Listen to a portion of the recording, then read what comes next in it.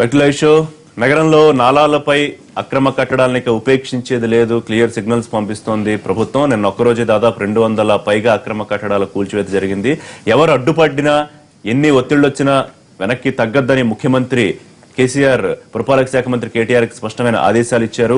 అధికారులకు కూడా మంత్రి ఆదేశాలు ఇచ్చారు. అయితే విచిత్రంగా మొదట్లో అధికార పార్టీకి సంబంధించిన కార్పొరేటర్లే దీనికి అడ్డుపడిన పరిస్థితి మనం చూసాం. వాళ్ళందరికీ నిన్న గట్టిగానే క్లాస్ పడింది మంత్రి కేటీఆర్. వాళ్ళందరినీ అసలు వర్షాలు వచ్చినప్పుడు మీరు అందరూ బయటకు వచ్చారా, మిమ్మల్ని తీసుకొచ్చి టికెట్లు ఇచ్చి గెలిపిస్తే ఇదే మీరు చేసేదని నిన్న గట్టిగానే క్లాస్ స్పీకర్ ఇవాళ అన్ని పత్రికల్లో ప్రధానంగా వార్తలు వచ్చాయి. దాని గురించి మాట్లాడదాం. ఇక మిడ్ మానేరుకు సంబంధించి కూడా ఇటు నిన్న తెలుగుదేశం పార్టీ నాయకులు వెళ్లారు, వాళ్ళ కాంగ్రెస్ నాయకులు వెళ్లి అక్కడికి పరిస్థితి సమీక్షిస్తారు. ఇప్పటికే ముఖ్యమంత్రి వెళ్లారు. అయితే మిడ్ మానేరుకు సంబంధించి గతంలో చేసిన ప్రామిస్ నిలబెట్టుకోలేకపోతున్నాం, డబుల్ బెడ్రూమ్లు ఇవ్వలేకపోతున్నాం అని చెప్పి క్షమాపణ కూడా చెప్పారు ముఖ్యమంత్రి. దాని మీద కూడా రాజకీయ విమర్శలు వస్తున్నాయి. అయితే దీనికి సంబంధించి కాంట్రాక్టులు ఎందుకు రద్దు చేశారు, మళ్ళీ కమిషన్ల కోసమే కొత్త కాంట్రాక్టులను పిలుస్తున్నారా, ఇలాంటి రాజకీయ విమర్శలు కూడా వస్తున్నాయి. దీని మీద కూడా లైవ్ షోలో మాట్లాడదాం. మనతో పాటు ఇవాళ జాయిన్ అవుతున్నారు లైవ్ షోలో సి నరసింహారావు గారు, సీనియర్ జర్నలిస్ట్, ప్రముఖ రాజకీయ సామాజిక విశ్లేషకులు. అలాగే కేపీ వివేకానంద గౌడ్ గారు, కుత్బుల్లాపూర్ ఎమ్మెల్యే, టీఆర్ఎస్ ముఖ్య నాయకులు. జోలకంటి రంగారెడ్డి గారు, మాజీ ఎమ్మెల్యే, సిపిఎం సీనియర్ నాయకులు. మల్లు రవి గారు, మాజీ ఎంపీ, టీపీసీసీ సీనియర్ నాయకులు. స్టూడియో 2 నుంచి లైవ్ లో జాయిన్ అవుతున్నారు కర్ణాటి విద్యాసాగర్ గారు, తెలంగాణ తెలుగుదేశం పార్టీ సీనియర్ నాయకులు. నమస్తే అండి. ముందు నరసింహారావు గారు మీతో స్టార్ట్ చేద్దాం. అందరూ వెల్కమ్ చేయాల్సిన అవసరం ప్రధానంగా ఇప్పుడైతే ఏదైతే ప్రభుత్వం నిర్ణయం తీసుకుందో, అయితే ఏ ఒత్తిళ్లకు లొంగకుండా చివరి వరకు అనుకున్న లక్ష్యానికి చేరడం కుదురుతుందా ప్రభుత్వం తీసుకున్న నిర్ణయం? నాలాలు కానివ్వండి, చెరువులు కానీ ఆక్రమించి కట్టిన అక్రమ కట్టడాలు అంటే వాళ్ళ పరిస్థితి చూస్తుంటే చాలా విచారంగా ఉంటుంది, చాలా బాధ కలుగుతుంది. అన్ని రాజకీయ పార్టీలు కూడా వెనకబాటు ఆలోచనలు తప్ప ఆధునికంగా ఎలా ఉండాలి, మన హైదరాబాద్ నగరాన్ని విశ్వనగరంగా ఎలా తీర్చిదిద్దాలి, ఆధునికం ఎలా చేయాలన్న భావన ఎవరికి ఉన్నట్లేదు. ఆ నాలాలను పునరుద్ధరిస్తూ ఉంటారు. నాలాలు అంటే మురుకాలలో మళ్ళీ పునరుద్ధరిస్తారా మీరు? ప్రపంచంలో ఎక్కడన్నా ఏ దేశంలో అయినా సరే, ఏ నగరంలో అయినా మురుకాలువలు ఉన్నాయా? మురుకాలువలో వాళ్ళు నీళ్లు ఉన్నాయి కాబట్టి పర్వాలా, రేపు నీళ్లు పోతాయి. నీళ్లు పోతే కొద్దిగా అడుగు మాత్రం కొద్దిగా నీళ్లు మిగులుతాయి, దోమలన్నీ కూడా అక్కడ ఆవాసం ఉంటాయి, చెత్త అంతా అక్కడ పడతా ఉంటుంది, వాటితో చుట్టుపక్కల రోగాలన్నీ వ్యాపిస్తూ ఉంటాయి. అయినప్పుడు అసలు మురుగు కాలువలు ఉండటం అన్నది నగరంలో శ్రేయస్కరమా? ఏ నగరంలో అయినా మురుగు కాలువలు ఉన్నాయా? మీరు అండర్ గ్రౌండ్ డ్రైనేజ్ ఇంతకేరో, అండర్ గ్రౌండ్ డ్రైనేజ్ పెద్ద పైపులు వచ్చినాయి. ఫ్రాన్స్ లో అయితే అండర్ గ్రౌండ్ డ్రైనేజ్ ఒక 4-5 లారీలు వెళ్ళొచ్చు, అంత పెద్ద అండర్ గ్రౌండ్ డ్రైనేజ్ ఉంటే ఎక్కడ. అలాంటిది మామూలుగా ఇక్కడ కూడా అండర్ గ్రౌండ్ డ్రైనేజ్ అన్నది, పైపుల ద్వారా డ్రైనేజ్ అన్నది ఖచ్చితంగా వేయాల్సిందే. పైపుల ద్వారా వేయకుండా ఓపెన్ నాలాస్ పెడతాం. ప్రస్తుతం మనకున్న మౌలిక పరిస్థితుల్ని చూసుకుంటే గనక సరే, కానీ కొంతలో కొంత బెటర్ కదా. ఇప్పుడు అసలు నాలాలు మూసిపోయి ఎక్కడ వరద అక్కడ ఉండిపోతున్న పరిస్థితుల్లో కొంత ఈ కార్యక్రమం ఆహ్వానించదగ్గదే కదా. మీరు అన్నది ఖచ్చితంగా ఇట్స్ నెక్స్ట్ లెవెల్ కార్యక్రమం. దాని ఆలోచన ఉంటే ఇప్పుడు ఏం చేయాలి? ఇప్పుడు అక్కడ దాదాపు 1,00,000 మంది పైగా నివాసం ఉంటున్నారు, 28,000 ఇళ్లు కట్టారని అంటున్నారు. ఎవరు కట్టింది? నిస్సహాయాలు, నిరుపేదలు. వాళ్ళకి నివాస వసతి లేకపోతే నాలాలు కట్టుకోవడం వాళ్ళకి ఇష్టమా, సరదా? వాళ్ళు ఎందుకు కట్టుకున్నారు? నిస్సహాయాలు. వాళ్ళు ఇప్పుడు ఇంకో చోట ఇల్లు కట్టండి, ఇంకో చోట ఇల్లు కట్టించి ఒక 3 నెలల్లో వీళ్ళందరూ ఖాళీ చేస్తుంటే అప్పుడు నాలాలు సరి చేయండి. అలా వాళ్ళని బజార్ను పడేసి మీరు అక్కడ నాలాలు పగలగొడతా ఉంటే అది ఏమాత్రం భావ్యం కాదు, అది అమానవీయం. అలా కాకుండా వాళ్ళందరూ కూడా బయట తీసుకెళ్తా మీరు ప్రయత్నించండి. అది ప్రయత్నం చేయట్లా. వాళ్ళు ఉన్న పరిస్థితి ఏం చేయాలి? వాళ్ళ వరద వచ్చినప్పుడైనా, ఇంతకాలంగా లేని సమస్య. వాళ్ళ ఎన్నిసార్లు వస్తుంది వరద? హైదరాబాద్ నగరానికి వాళ్ళ పెద్ద వరద వచ్చింది, పెద్ద వర్షం వచ్చింది. ఎన్ని సంవత్సరాలకు ఒకసారి వస్తుంది? గత 5 ఏళ్ళకి ఎప్పుడు వచ్చిందా? 2000 తర్వాత వాళ్ళు వచ్చింది. అంటే 15 ఏళ్ళకి ఒకసారి వరద వస్తుంది, అప్పుడు కొంత ఇబ్బంది అవుతుంది, అది వాస్తవం. కానీ అదే సమయంలో వీళ్ళు పర్మనెంట్ గా ఉండి వెళ్ళిన కూల్చేస్తుంటే కూల్చేసేయండి. పెద్దవాళ్ళు ఆక్రమించారు, ప్రభుత్వం కూడా ఆక్రమించింది, ప్రభుత్వ భవనాలు కూడా కట్టారు. దాని మీద ఒక స్పష్టమైన పాలసీ ఉండాలి ప్రభుత్వానికి. ఏమి లేకుండా వాళ్ళ తాత్కాలికంగా పునరుద్ధరించి అక్కడ మళ్ళీ నాలాలను తీస్తా ఉంటే నాలాల వలన ఎంత ప్రజలకి ఎంత అసౌకర్యం కలుగుతుంది, ప్రజలకి ఎంత అనారోగ్యం కలుగుతుంది. ఓపెన్ నాలాస్ ఎలా చేద్దామా అక్కర్లేదా? బేసిక్ ప్రశ్న అది. బేసిక్ ప్రశ్న పక్కన పడేసి ఓపెన్ నాలాలను ఉంచడం అన్నది ఏమాత్రం భావ్యం కాదు, ఏమాత్రం సరికాదు. అందువల్ల ఓపెన్ నాలాలని వెంటనే క్లోజ్ చేస్తానికి వీళ్ళు ప్రయత్నించాలి. రవి గారు, గతంలో కాంగ్రెస్ పార్టీ చేయలేకపోయింది. 4 ఏళ్ల క్రితమే 1,00,000కు పైగా అక్రమ నిర్మాణాలు ఉన్నాయని అధికారుల దగ్గరికి పేపర్లు రిపోర్ట్లు వచ్చిన రాజకీయ ఒత్తిళ్లతో ముందుకెళ్లలేకపోయిన కాంగ్రెస్ పార్టీ పరిస్థితికి ఇవాళ దాదాపు నిన్న ఒక్కరోజే 200 అక్రమ నిర్మాణాల కూల్చివేత. ఎవరు అడ్డుపడినా ఏ ఒత్తిడి వచ్చినా ఆగదని ముఖ్యమంత్రి గారి స్పష్టమైన ఆదేశం. వెల్కమ్ చేస్తున్నారా మీరు? అక్రమ నిర్మాణాలు తీసేదాన్ని వెల్కమ్ చేస్తాము, కానీ దానికి ఒక పద్ధతి ఉండాలని చెప్తున్నాను. ప్రతిపక్షంలో ఉన్న అధికార పక్షంలో ఉన్న ఒక విషయాన్ని మాత్రం మర్చిపోవద్దు. గ్రామంలో ఇవాళ ఈ మరుగుదొడ్డి లేదనుకోండి, ఇంట్లో మరుగుదొడ్లు లేకపోతే మరుగుదొడ్లు కట్టించేటటువంటి ఒక వ్యవస్థని దానికి కావాల్సిన ఆర్థిక సహాయాన్ని చేసి వాళ్ళ కేంద్ర ప్రభుత్వం కానీ రాష్ట్ర ప్రభుత్వం కానీ అదొక యుద్ధ ప్రాతిపదిక చేస్తున్నారు. అంతేగాని ఆ గ్రామంలో మరుగుదొడ్లు లేని వాళ్ళందరినీ గ్రామం విడిచి వెళ్ళిపోవాలా, ఊళ్ళో ఎవడు ఉండకూడదు అని చెప్పి పంపిస్తే అది ఎంత గొప్పగా ఉంటుందో. నిన్న వర్షం వచ్చింది అంటే ఎప్పుడో ఒక కలరా వచ్చింది, మరుగుదొడ్లు లేకపోవటం వల్ల ఏళ్ల వల్లనే వచ్చిందని ఊరు వదిలిపెట్టి పంపిస్తే అది మంచి పద్ధతి కాదు. దాన్ని కట్టించడమా, ఇంకో ఆల్టర్నేటివ్ ఇంకో ఏదైనా ఏర్పాటు చేయడమో చేయాలి. ఇక్కడ కూడా నాలాల మీద కట్టడం అనేది మంచిది కాదు. వీటన్నిటి మీద కూడా ఇంత గత ప్రభుత్వాల్లో ఎందుకు చేయలేదు అనేటటువంటి చర్చ వచ్చినప్పుడు, గత ప్రభుత్వాలు ఎప్పుడు కూడా ప్రత్యేక తెలంగాణ రాష్ట్రంలో లేవు. తెలంగాణ రాష్ట్రం వచ్చిన తర్వాత విశ్వనగరంగా చేయడానికి, డల్లాస్ లాగా చేయడానికి, వీటన్నిటిని మార్పు చేయడానికే ఇవాళ తెలంగాణ కావాలని పోరాటం జరిగింది. ఇవాళ మీరు చేసేటటువంటి కార్యక్రమం తెల్లారిపాటికి వచ్చి ఇవాళ చుట్టూ ఉన్న 10 జిల్లాల్లో ఉన్నటువంటి పేద ప్రజలు, మీకు తెలుసా మహబూబ్నగర్ లో రైతులుగా ఉన్న వాళ్ళందరూ ఇక్కడ ఇళ్లలో కూలీలుగా లేకపోతే ఎక్కడ రోడ్డు పక్కన నిలబడి పని ఏం దొరికిద్దు అని చూస్తుంటూ ఎక్కడ ఉండటానికి వీల్లేక మురికి వాసన ఆ నాల మీద ఏదో ఒకటి వేసుకొని పడి నాలాలను అట్లే ఉంచాలని అంటం లేదు. నిన్ననే కదా తెలిసింది, నిన్న మొన్న తెలిసింది. తెలిసిన వెంటనే మీకు గుర్తింపు వచ్చింది, వాళ్ళకేమో అవసరం వచ్చి అక్కడ ఉన్నారు. మీరు వాళ్ళను మనుషుల కింద కాకుండా మామూలుగా ఏదో నేను తీసేస్తాం కొట్టేస్తామని వాళ్ళు ఆర్డర్ ఇచ్చిన 5 రోజుల్లోనే ఆ కమిషనరు వాళ్ళంతా జేసీబీలో తీసుకొని పోయి కొడుతున్నారు. కరెక్టే, ఎక్కడ పోతున్నారు వాళ్ళు. ఇంకోటి ఏమైంది, ఈ ఎలక్ట్రానిక్ మీడియా, ప్రింట్ మీడియాకి ముఖ్యమంత్రి గారు ముందే చెప్పారు కొంచెం సహకరించాలని.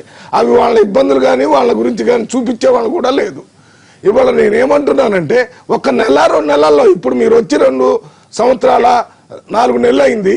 ఇంతకు ముందు కూడా వర్షం వచ్చి సిటీలో చాలా ఇబ్బందులు అడిగాని మన మున్సిపల్ అడ్మినిస్ట్రేషన్ మినిస్టర్కి తెలుసు, ముఖ్యమంత్రికి తెలుసు. ఇవాళ అక్కడి నుంచి ఇక్కడ చెప్పాము, ఇక్కడ నుంచి అక్కడ చెప్పామని చెప్తున్నారు. మీరు చేసిన తప్పుకి మాఫీ. ఇప్పుడు అక్కడ పోయి ఏం చెప్పారు, 2 గదుల ఇల్లు మేము కట్టలేకపోయాము, మమ్మల్ని అదే లేలే. అది మీరు చెప్పుకునేటటువంటి అవకాశం మీకు మీరే పెట్టుకుని, మరి మేము వేసుకునేదానికి మేము తప్పు చేసాము, కొద్దిగా టైం వేయండి అని చెప్పేది వాళ్ళు చెప్పకపోయినా. ఇంకొక పాయింట్, ముందు వాణిజ్య అవసరాల కోసం ఏదైతే నిర్మించారో ఆక్రమించి ముందు వాటిని టార్గెట్ చేయాలని కూడా క్లియర్ గా చెప్పినట్టున్నారు. అట్ట ఏమి టార్గెట్ చేశారో చూడండి, ప్రజల మీద పడి అరుస్తున్నారు. ఇంకోటి, కాంగ్రెస్ పార్టీ వాళ్ళను ప్రతిపక్షాలు ఏదో చేస్తే అన్నట్టుగా ముందే మీరు అది చేయాలి ఇది చేయాలని అరుస్తున్నారు. ఎవరు చేశారు? నిన్న మొన్న మీ కార్పొరేటర్, మీ టీఆర్ఎస్ సంబంధించిన కార్పొరేటర్సే. ఇది ఒక్కటే కాదు ఇల్లీగల్, మొత్తం ఈ కాలనీ, నా ఇల్లు కూడా ఇల్లీగల్ గా కట్టారు. మీరు కట్టాలని కొట్టాలంటే ఇది కొట్టండి, లేకపోతే నేను అక్కడ కూర్చుంటాను ఇక్కడ కూర్చుంటానని మొన్న మళ్ళీ నిన్న ఇవన్నీ జరుగుతున్నాయి మీ దగ్గర.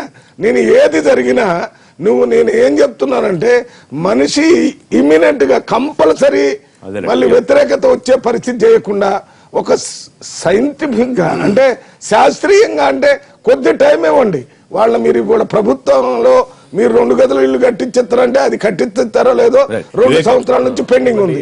ఇప్పుడు వాళ్ళు కట్టించేది ఇప్పుడు తాత్కాలికంగా వాళ్ళు ఎక్కడ ఉండాలా, బయటపడ్డటువంటి ప్రజలు ఎక్కడ ఉండాలా, నల్లా మీద పెద్దోళ్ళు ఉండరు.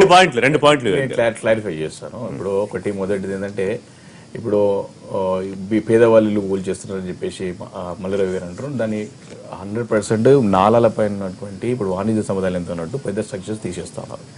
అక్కడ బీదవారు నివసిస్తే వారికి అంటే ఇప్పటికే జేఎన్ఆర్ఎం కింద, వ్యాంబే కింద కట్టిన ఇల్లు ఏవైతున్నాయో already 4000 houses are identified already.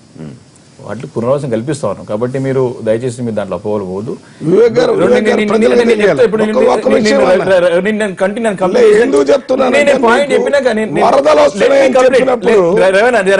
Point clarify అయ్యాలి, ఎందుకంటే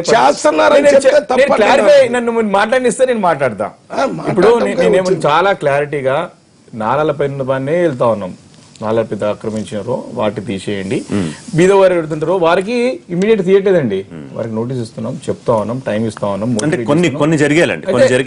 ఇక దాంతో పాటు రెండోది, మీడియాను ఒక్కటే సహకరించమని కోరలేదు, అన్ని రాజకీయ పక్షాలను కూడా మీరు కూడా సహకరించాలా, అందరం కలిసి పనిచేయాలని చెప్పేసి ముఖ్యమంత్రి చాలా స్పష్టంగా కోరినారు. కాబట్టి మన అందరం కలిసి ఇప్పుడు ఎందుకంటే ఒక విపత్తు వచ్చింది, మళ్ళీ భవిష్యత్తులో కూడా రాబోయే అవకాశాలు ఉన్నాయి. కాబట్టి మనం దాన్ని పట్ల అప్రమత్తంగా ఉండాల్సిన అవసరం ఉంది కాబట్టి చర్య తీసుకుంటాం. కాదు వివేక్ గారు, కాదు వాణిజ్య సముదాయాల మీద మీరు వెంటనే యాక్షన్ తీసుకోండి, దానికి ఏం అభ్యంతరం లేదు. ఎందుకంటే వాళ్ళు ఏం వెంటనే రోడ్డు మీద పడే పరిస్థితి కాదు. కానీ ఎవరైతే పేదవాళ్ళు ఉన్నారో వాళ్ళకి ముందు వేరే ఆశ్రయం చూపించాక తీస్తే బెటర్ అనేది మొత్తం అందరూ చూడండి. చెప్తున్నారు. డైరెక్షన్ చాలా క్లియర్ గా క్లారిటీ ఉన్నది, డైరెక్షన్స్ అధికారులు కూడా ఉన్నది. మేము ప్రజలు ఉన్న కాడ కూడా మేము డైరెక్ట్ పోయి ఇమీడియట్ తీసేస్తలేము, వాళ్ళకి చెప్తా ఉన్నాం. నేను ప్రత్యక్షంగా నా కాన్సెన్స్ నేను వెళ్తా ఉన్నా, మేము చెప్తా ఉన్నాం. ఇప్పుడే కాదండి, మొన్న కూడా వర్షాలు కూలిపోయే పరిస్థితి ఉంటే 4 ఉంటే మీరు ఖాళీ చేయండి, డెమోలేషన్ చేయాల్సి వస్తుంది, మీరు వేరే ఇళ్ళకి వెళ్ళండి, ఊరికి వెళ్ళండి, లేకపోతే ప్రత్యేకం చూపిస్తా ఉన్నాం. ఇప్పుడు వీలైన కాడికి ఇప్పుడు 100 జరిగిన చోట 2, 3, 4 అవి మనకి హైలైట్ అవుతా ఉంటాయి. వాటిని కూడా ఐడెంటిఫై చేసుకొని ముందుకు వెళ్తాం. ఇప్పుడు ఇంకొకటి కూడా అంటా ఉన్నారు. ఇప్పుడు సెక్షన్ 405 అనేది ఇన్వోక్ చేసి నోటీస్ ఇవ్వకుండా చాలా ప్రధానమైన అంశం ఏంటి అంటే, నోటీస్ ఇవ్వగానే ఏమైపోతుందంటే ఇవన్నీ ముందు నుంచి కూడా ఏ గవర్నమెంట్ మెయిన్ వచ్చే ఇష్యూ ఏంటంటే కోర్టు పోవడం. 1521 కోర్టుకి ఆశ్రయించండి వీళ్ళంతా కూడా. దాంట్లో 1430 స్టేటస్ గా కానీ ఇంటర్మ్ ఇంజెక్షన్ వచ్చింది. ఇప్పుడు దానికి కూడా ప్రత్యేకంగా ట్రిబ్యునల్ ఏర్పాటు చేసుకుని హైకోర్టు డైరెక్షన్ ఇచ్చింది. ఇటువంటి ఏమైనా అంశాలు ఉంటే కూడా ఇమీడియట్ గా అసలు నాలాలు లేక్ బెడ్స్ పైన వెళ్ళడానికి నోటీస్ ఇచ్చే అవసరమే లేదంటారు సెక్షన్. కాదు ముందు ఇవన్నీ అధికార పార్టీకి ఇబ్బంది ఏంటంటే ప్రతిపక్షాలు పక్కన పెట్టండి, ముందు మీ పార్టీ వాళ్ళే కార్పొరేట్లు అడ్డుపడి. నేను ఒక విషయం చెప్పాలంటే, నేను ఒక పార్టీ ఇప్పుడు ఆడి చెప్తానండి, చాలా ఇది ఇంపార్టెంట్ పాయింట్. ఇంకోటి కూడా ప్రతి రాజకీయ పార్టీ నాయకుడికి, నాట్ ఓన్లీ అధికార పార్టీ ఇప్పుడు ఏ రాజకీయ పార్టీ నాయకుడు ఒక సాంప్రదాయం ఏంటంటే, సరే ఒక పోలీస్ స్టేషన్ లో పోలీసు ట్రాఫిక్ కోడ్ పట్టుకున్నా, డ్రంక్ అండ్ డ్రైవ్ పట్టుకున్నా, ఏ తప్పు పని ఫస్ట్ వచ్చేది అని ప్లీజ్ ఆ సాంప్రదాయం, మా సాంప్రదాయం రాజకీయ పక్షాలు ఇప్పటికి కొనసాగుతుంది. కానీ ఎప్పుడైతే ప్రభుత్వం కఠినంగా ఉంటుందో, ఎప్పుడైతే కఠినంగా వ్యవహరిస్తుందో, ఇప్పుడు ఉదాహరణకి పేకాట ఉన్నది, ఉదాహరణకి క్లబ్ ఉన్నది, ఉదాహరణకి మనకి టింటెడ్ గ్లాస్ కార్ చూసుకుంది, ఎప్పుడైతే టఫ్ గా ఉంటుందో గవర్నమెంట్, అప్పుడు ఆ మోల్డ్ అవుతారు లీడర్షిప్. ఇది నేనేమంటున్నాను, ఇప్పుడు అధికార పార్టీ నాయకులు ఎక్కడో ఆపమలేదు, ఏదో 2 సందర్భాల్లో ఏదో అక్కడ కాంటెక్స్ట్ ప్రకారం వెళ్ళాల్సిందే. ఇంకో విషయం చెప్తున్నా, ఇదే కార్పొరేటర్లు పోయి అక్రమ నిర్మాణాలు కూల్చివేయాలి, 40 కూల్చివేయాలని చెప్పిన సందర్భాలు ఉన్నాయి, 180 ఉన్నాయి, 10% ఉంటాయి. మీకు నీ షేర్లింగపల్లిలో ఒక కార్పొరేటర్ వెళ్ళి నిన్న మా కార్పొరేటర్స్ 2 కార్పొరేటర్స్ నిలబడి కూల్పించారు. మేము వెళ్ళాము, మీ ప్రత్యక్ష నిలబడి తీసేయాలని ఆదేశాలు కాదండి, ఆదేశాలు కాదు రవి గారు, మీరు దయచేసి అర్థం చేసుకోవాలి.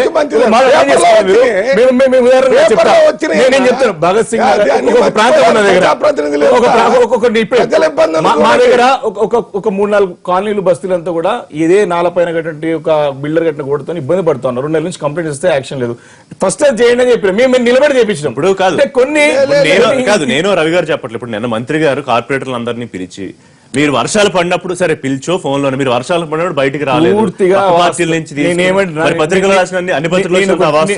నేను చెప్తే ఒక మాట చెప్తున్నాను, అందరు కార్పొరేటర్ పిలిచి మీటింగ్ పెట్టిన మాట పూర్తిగా వాస్తవం. మీటింగ్ పెట్టలేదు, చెప్పలేదు, అడ్డుపాటి వాళ్ళు ఫోన్ చేసి చెప్పలేదా మంత్రి గారు? కార్పొరేటర్ తో డైరెక్ట్ మాట్లాడిన పరిస్థితి లేదు. మాట్లాడరా? నేను మాట్లాడే పరిస్థితి లేదు. మీరు తప్పుగా మీరు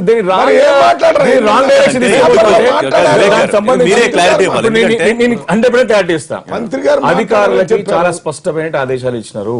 రూలింగ్ పార్టీ నాయకుడినా సరే బిల్డింగ్ కూల్చివేయండి, అడ్డం ఉంటే దాంట్లో ఎలాంటి క్లియర్ చెప్తా ఉన్నారు. నేను చెప్తారు వాటితో మాట్లాడి మందలించినంత అంత అసలు లేదు.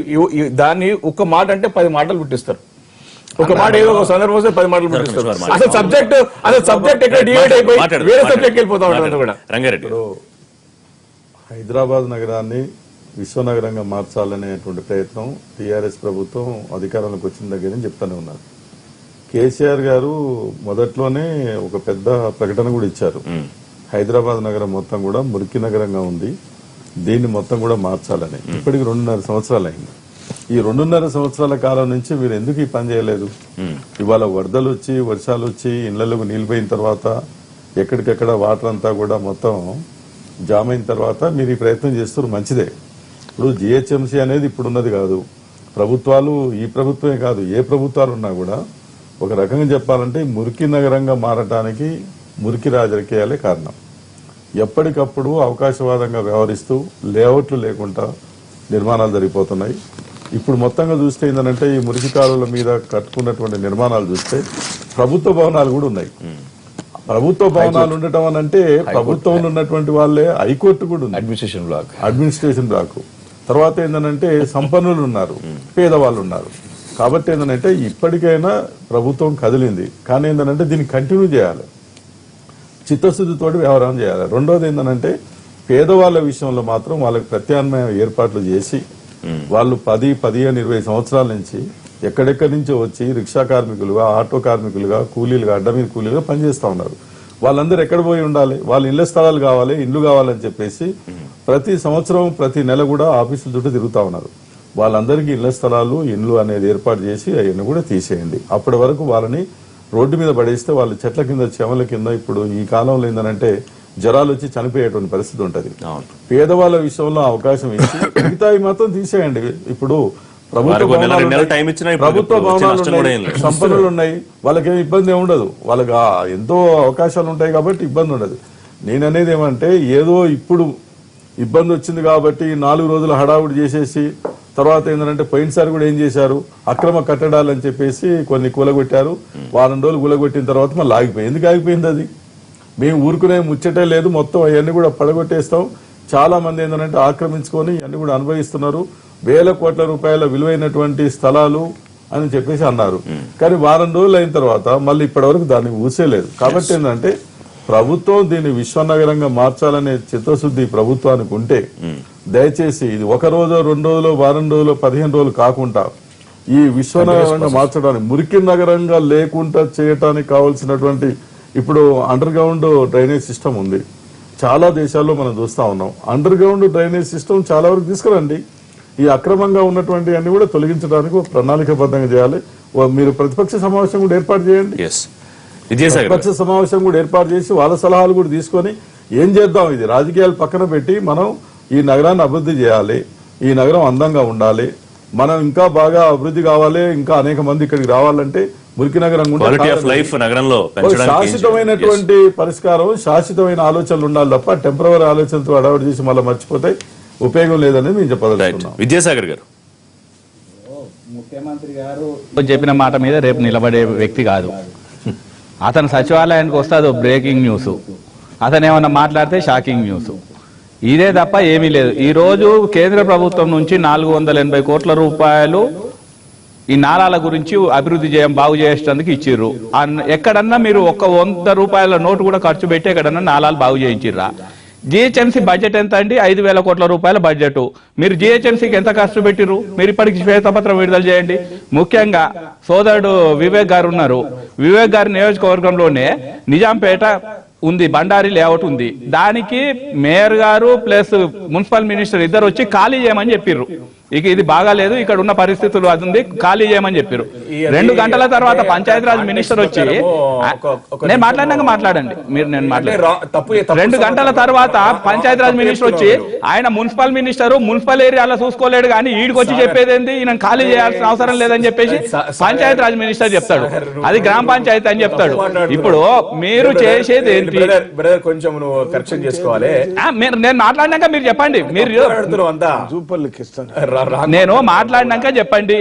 ఇప్పుడు వరకు భారతదేశంలో ఇంత పెద్ద విపత్తు వస్తే హైదరాబాద్ కు భారతదేశంలో ఉన్న ముఖ్యమంత్రి ఎవరన్నా సచివాలయంలో ఉండి చూసిండా, లేకపోతే సమీక్షలు చేసిండా? ఢిల్లీలో ఉంటాడు మన ముఖ్యమంత్రి, లేకపోతే ఫామ్ హౌస్ లో ఉంటాడు. అక్రమ నిర్మాణాల కూల్చివేతకు సంబంధించి ప్రభుత్వం తీసుకున్న నిర్ణయం, నిన్న తీసుకున్న దాదాపు 200 పైన నిన్న కూల్చేయడం జరిగింది. అది ప్రాసెస్ కంటిన్యూ అవుతోంది. సో దాని గురించి మీరు ముఖ్యమంత్రిగా ప్రమాణ స్వీకారం చేసిన కొద్ది రోజుల్లోనే అయ్యప్ప సొసైటీలో కొన్ని ఇండ్లు కూల్చడం జరిగింది. 1-2 ఇండ్లు కూల్చిన తర్వాత కన్వెన్షన్ హాల్ ను నేను కూల్చేస్తాను అని చెప్పిండు, నోటీసులు ఇచ్చిండు. ఎందుకు కూల్చలేకపోయిండు? దేన్ని కూల్చలేకపోయిండు? మీరు ఇదే ఈ రోజు కూలుస్తామంటారు కదా, ఓల్డ్ సిటీకి పోదాం పదా. మీరు గీడెన్నో కూల్చడం కాదు, మీకు చేతనైతే ఓల్డ్ సిటీలో కూల్చండి. ఓల్డ్ సిటీలో ఈ రోజు హైదరాబాద్ ఇప్పుడు ఉదు తుఫాన్ ఎంత పెద్ద తుఫాన్ అండి. తుఫాన్ వస్తే 24 గంటలలో కరెంట్ ఇచ్చారు ఆంధ్రప్రదేశ్ ముఖ్యమంత్రి గారు. ఈడ ఇప్పటి వరకు కరెంట్ ఇవ్వలేకపోతున్నారు ఆ కుత్బుల్లాపూర్ నియోజకవర్గంలో. ఎందుకు చిన్నపిల్లలకు మాట్లాడుతున్నారు అంతా కూడా. ఇక్కడ నువ్వు ఎక్కడో అక్కడ దగ్గర ఇప్పటి సంగతి మాట్లాడు. ఇప్పటి సంగతి కాదు, ఇప్పటి సంగతి మీరు ఏం చేస్తున్నారు, మీరు ఏం ఉత్తరిస్తున్నారు? ఇప్పటి సంగతి నేను చెప్పేది. పోదాం పదా, ఇప్పుడే పోదాం పదా. నీ నియోజకవర్గం నాయకులు వచ్చి ఆడ పంచితే గానీ మీకు ఏమన్నా అది రాలేదు. ఈ రోజు నీళ్ళు అయితే కరెంట్ అయితే చిన్నపిల్లల ఆట లేకుండా ముచ్చట లేకుండా ఒకటి చాలా సింపుల్ గా ఇప్పుడు ఆయన అంటున్నాడు, ఏది ఓల్డ్ సిటీలు కూడా నడుస్తా ఉన్నది అక్రమ నిర్మాణం. ఓల్డ్ సిటీ కాదు నీ కూల్చేతులు ప్రారంభమయ్యాక కూడా? కుత్బుల్లాపూర్ నియోజకవర్గంలో ఏం చేసినావు పోదాం పదా. ఖచ్చితంగా చేస్తారు, దానిలో ఎలాంటి సందేహం లేదు. ఇప్పుడు ఏ ఇల్లు ఖాళీ చేయమన్నారంటే అప్పుడున్న పరిస్థితుల్లో, అప్పుడు సెల్లాల నీళ్ళు లేనప్పుడు అక్కడ ఉన్న పరిస్థితి ఏందమ్మా, 1-2 days కి మనం అడుగుతాం కదా, దాని ఇల్లే ఖాళీ ఏమన్నారని చెప్పేసి మాట్లాడుతూ ఉంటే ఇప్పుడు తప్పుడు ప్రచారం కదా అది. మీకు అవగాహన ఉంటే మాట్లాడండి. 480 కోట్ల రూపాయలు కేంద్రం నుంచి వచ్చినాయా? వచ్చిన దాన్ని ఏం చేసారో చిన్న బ్రేక్ తర్వాత మళ్ళీ మాట్లాడదాం మనం. ఇదే చర్చ కొనసాగిద్దాం. లైవ్ షోలో షార్ట్ బ్రేక్.